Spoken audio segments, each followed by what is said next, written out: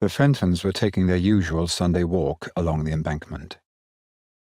They had come to Albert Bridge and paused, as they always did, before deciding whether to cross it to the gardens or continue along past the houseboats. And Fenton's wife, following some process of thought unknown to him, said, "Remind me to telephone the Alhassans when we get home to ask them for drinks. It's their turn to come to us." Fenton stared heedlessly at the passing traffic. His mind took in a lorry swinging too fast over the bridge, a sports car with a loud exhaust, and a nurse in a grey uniform pushing a pram containing identical twins with round faces like Dutch cheeses, who turned left over the bridge to Battersea. "Which way?" asked his wife. And he looked at her without recognition, seized with the overwhelming, indeed appalling impression that she, and all the other people walking along the embankment or crossing the bridge, were minute, dangling puppets manipulated by a string. The very steps they took were jerking, lopsided, a horrible imitation of the real thing, of what should be. And his wife's face, the china blue eyes, the too heavily made-up mouth, the new spring hat set at a jaunty angle, was nothing but a mask painted rapidly by a master hand.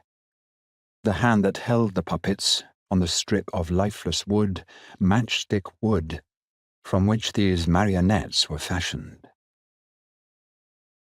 He looked quickly away from her and down to the ground, hurriedly tracing the outline of a square on the pavement with his walking stick and pinpointing a blob in the centre of the square. Then he heard himself saying, "I can't go on." "What's the matter?" asked his wife. "Have you got a stitch?" He knew then that he must be on his guard. Any attempt at explanation would lead to bewildered stares from those large eyes, to equally bewildered, pressing questions. And they would turn on their tracks back along the hated embankment, the wind this time mercifully behind them, yet carrying them inexorably towards the death of the hours ahead, just as the tide of the river beside them carried the rolling logs and empty boxes to some inevitable, stinking mudspit below the docks. Cunningly, he rephrased his words to reassure her. "What I meant was that we can't go on beyond the houseboats.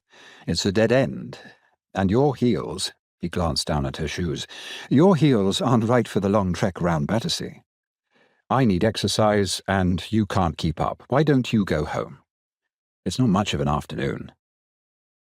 His wife looked up at the sky, low-clouded, opaque, and blessedly for him, a gust of wind shivered her too thin coat, and she put up her hand to hold the spring hat. "I think I will," she said, and then with doubt, "Are you sure you haven't a stitch? You look pale." "No, I'm all right," he replied. "I'll walk faster alone." Then, seeing at that moment a taxi approaching with its flag up, he hailed it, waving his stick, and said to her, "Jump in. No sense in catching cold." Before she could protest, he had opened the door and given the address to the driver. There was no time to argue. He hustled her inside, and as it bore her away, he saw her struggle with the closed window to call out something about not being late back in the Alhassans. He watched the taxi out of sight down the embankment, and it was like watching a phase of life that had gone forever. He turned away from the river and the embankment, and, leaving all sound and sight of traffic behind him, plunged into the warren of narrow streets and squares which lay between him and the Fulham Road. He walked with no purpose but to lose identity, and to blot from present thought the ritual of the Sunday which imprisoned him. The idea of escape had never come to him before. It was as though something had clicked in his brain when his wife made the remark about the Alhassans. "Remind me to telephone when we get home. It's their turn to come to us."